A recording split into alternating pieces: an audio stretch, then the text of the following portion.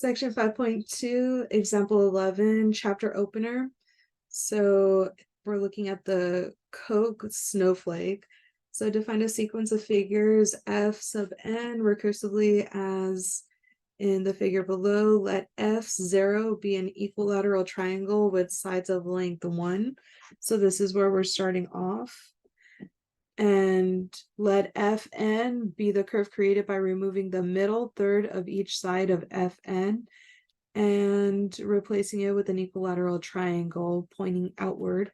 The limiting figure as n approaches infinity is known as Coke's snowflake. And let me kind of show you what we have here. So the first iteration, so from here to here, it doesn't match up with the picture, so it actually looks more like this triangle.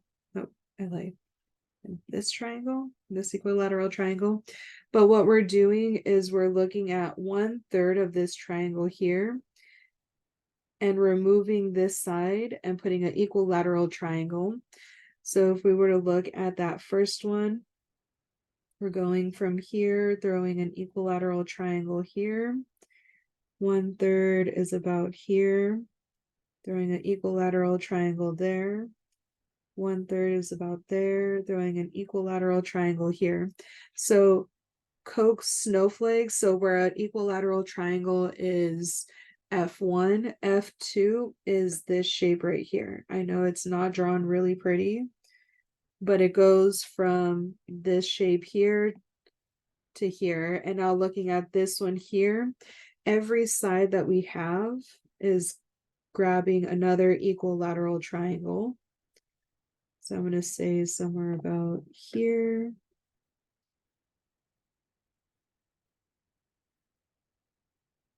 So we're grabbing every side that you see is going to grab another equilateral triangle.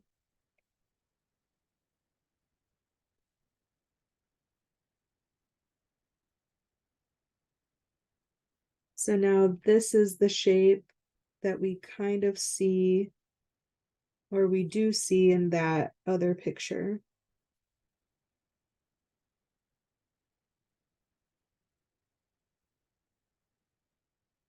So this is the shape that we see in this picture, and then we could do the exact same thing over here. I'm gonna go ahead and guess that you kind of get the idea, so I'm not gonna finish drawing this one. But infinitely, that's what we end up with. And you keep going and going and going, and it creates Coke's snowflake. I'm not 100% sure that that's the correct pronunciation of Coke's, but I looked it up. I saw Coke a couple of times here, or I saw it pronounced as Coke a few times, more than the other ones. So for part A, we're going to find the length L sub n of the perimeter of F sub n. So we're going to evaluate it and find the length of the perimeter of Coke's snowflake. So let's come up with how many different, or what the sides would be. So let me erase my beautiful drawings here. So for the first triangle, so we'll say F1. Draw it right here, F1. We know that the perimeter is going to be however many sides times the side length of each side. The side length of each side. So what I'm going to do is have like a value for how many sides we have and have another value for how long each of the sides are. So here they start off with 1 unit, so each side is 1 unit. So here for a triangle, we have 3 sides and length equal to 1. So that one was easy. Now let's look at F2. So this, again, this is F1. This one here is going to be F2. This one here is going to be F3. All right, so from here, each side grabs another triangle. and each triangle has two sides. So here we have 1, 2, 3, 4, 5, 6. So additional 6, but each of the sides also grabbed another side. So instead of 1, we have 1, 2, 3, 4 sides now. So for every one side that we had 1, 2, 3, 4 sides created. So we have 4, 8, 12. So we have a total of 12 sides. And now because of this, if this were length 1, we have this right here. This is 1/3, 1/3. And because it's an equilateral triangle, we have 1/3 right here too, and 1/3 right here too. So all the lengths of the sides are going to be 1/3. And now instead of writing it like this, we started off with 3 sides for each side. It now became 4 sides again because we have 1, 2, 3, 4 for that one side that we started off with. All right, let's look at F3. So 3 times 4 times, let's see, for each side, again, 1, 2, 3, 4. For each side that we had in the previous section, we're adding an additional 4 sides. So this here is going to be 4 times 4. We'll check it right now. And now the length of each of these sides. So if this was length 1/3, now we have 1/9. We have 1/9, 1/9 here. Let's zoom in a little bit better. So if we were to add another one, that'd be 1/9, 1/9, 1/9, giving us 1/3 for that side. But the length of that side is now 1/9. F4, we'll test it out on this one. So we have 3 times 4. I'm going to say 3 times 4 cubed. This one is going to be 1/27. But also here we could summarize this as being like 1/3 to the power 0, 1/3 to the power 1, 1/3 to the power 2, 1/3 to the power 3.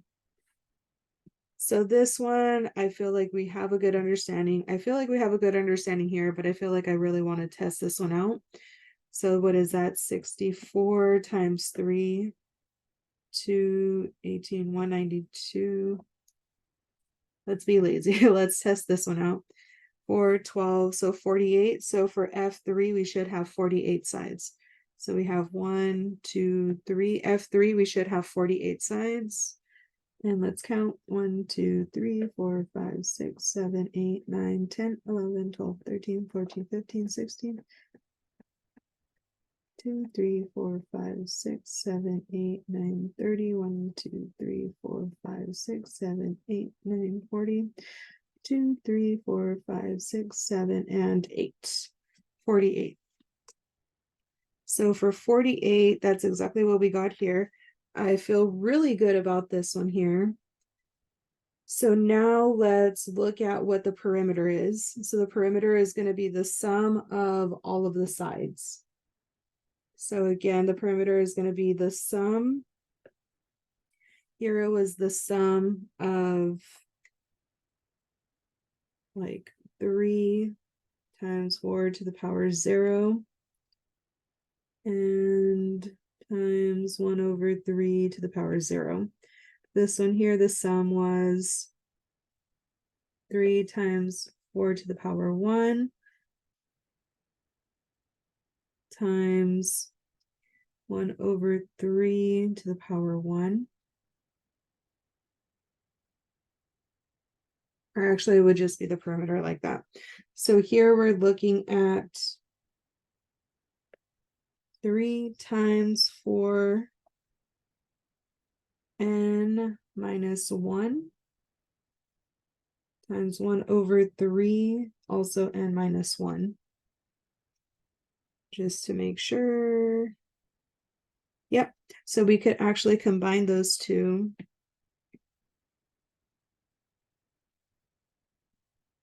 I'm going to copy this and move it to the next page.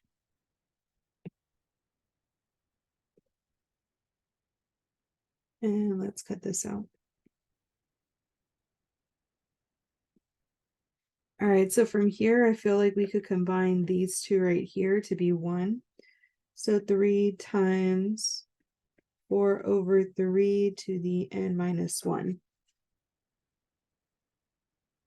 All right, so if we're continuously adding those together, it doesn't look like we actually know. So the perimeter of the nth term, so the perimeter of the nth term ends up being this.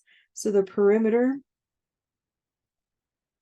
we should have just called it p sub n, but the perimeter of the nth snowflake ends up being this 4 over 3 n minus 1. And as we take the limit, as n approaches infinity, because this is not less than 1, this ends up going to infinity.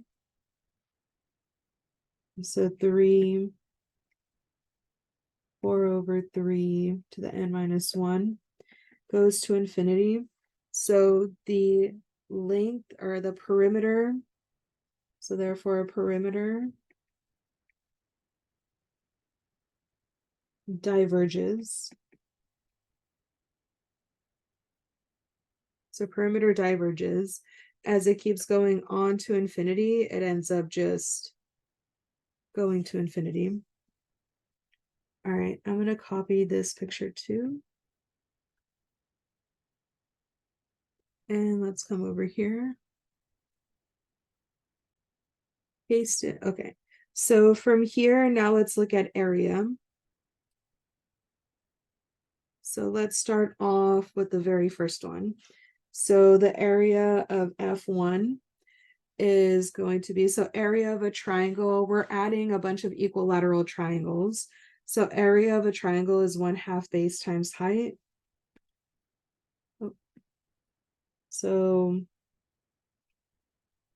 of the first one, we have 1/2, and then we have base times our height. All right, so for the first one, 1/2 base is 1, and height, so this is a 30, 60, 90 triangle.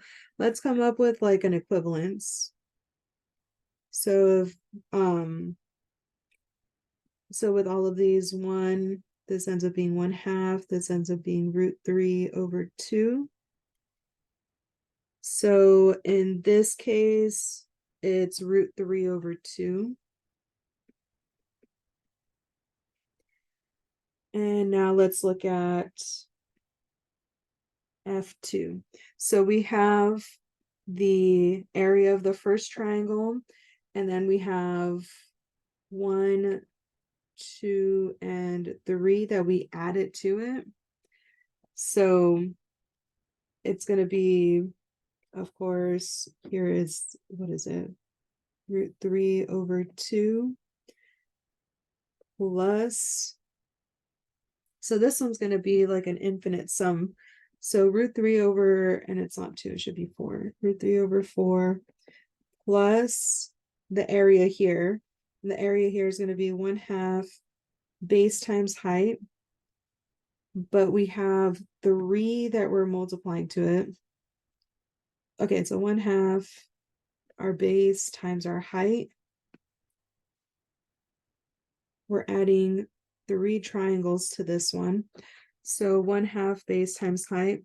This time it's still the base of the entire triangle, which ends up being this base here. So we're looking at the area of these 3 triangles here, or vice versa, depending on how you're looking at the triangle. So 3 of those triangles. The base for this one is now 1 over 3. And now the height, we have a triangle 1 over 3. Half of 1 over 3, because we're looking, this is a whole equilateral triangle. This is going to be 1 over 6. And now let's come up with like an equivalence. So we could say that 1 over 6 is to 1 over 2, as our height for this one is root 3 over 2. So let's multiply root 3 over 2. And let's come up with like general. So we'll call this like base over 2 because it's half the base. So base over 2, this is going to be root 3 times the base over 2 over 4 divided by 1 over 2, and that's equal to the height. So we'll say that the height is equal to root 3 over 2 times the base. So root 3 over 2 times the base. And root 3 over 2 times the base here is going to be root 3 over 6.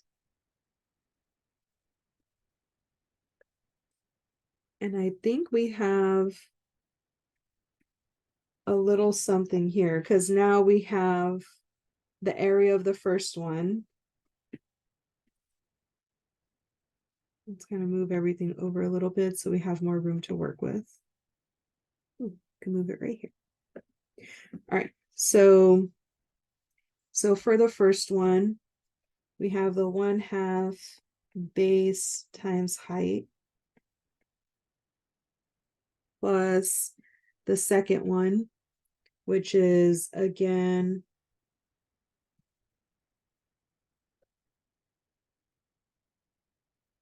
which is like these that we added to it. 1/2 base times height times the amount that we had, plus this time, how many are we adding? So for the third one, we're adding 1, 2, 3, 4, 5, 6, 7, 8, 9, 10, 11, 12 triangles. So again, 1/2 base, this time it's going to be 1 over 9 times height, which is height was root 3 over 2 times the base. And then root 3 over 2 times the base is going to be root 3 over 18. So 1/2 base times height. We have 12 of these. And it looks like we have a similar thing to the last one. So I'm going to start constructing. So based on this, we could kind of leave this alone, but it looks like we have the area of the previous one, which we don't really care because we're going to, like, this ends up being the sum. We could start with the sum, as n goes from 1 to infinity of, let's look at 3. So 1/2 base, which the base is going to be 1/3 to the power of n of some sort. We could fix it later, times the height, which is root 3 over 2 times the base, 1 over 3 to the power n. And we have the amount of sides that we have, which this ended up being 3 times 4 to the power n. All right, so for the first term, 1/2 is there. For the first term, the base ends up being 1, so n minus 1. And here it's going to be n minus 1 as well. 4 n minus 1 because we're adding 4 to each of the sides. All right, so for the very first one, we should get this right here. So we have 1 over 2 to the power 0 times root 3 over 2 times 0 times 3 times 4n minus 1. Do we need that 3?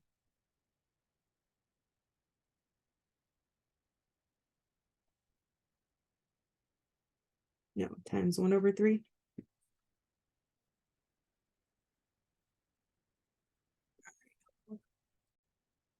So it's only that first one that doesn't have the 3. So what we could do is start it on the second triangle. So we still have like the base. So now the area f sub n is equal to the very first triangle, that √3/2. And then we could add in the rest of the triangles, because the rest of the triangles have like some sort of base of 3. So n goes from 1 to infinity.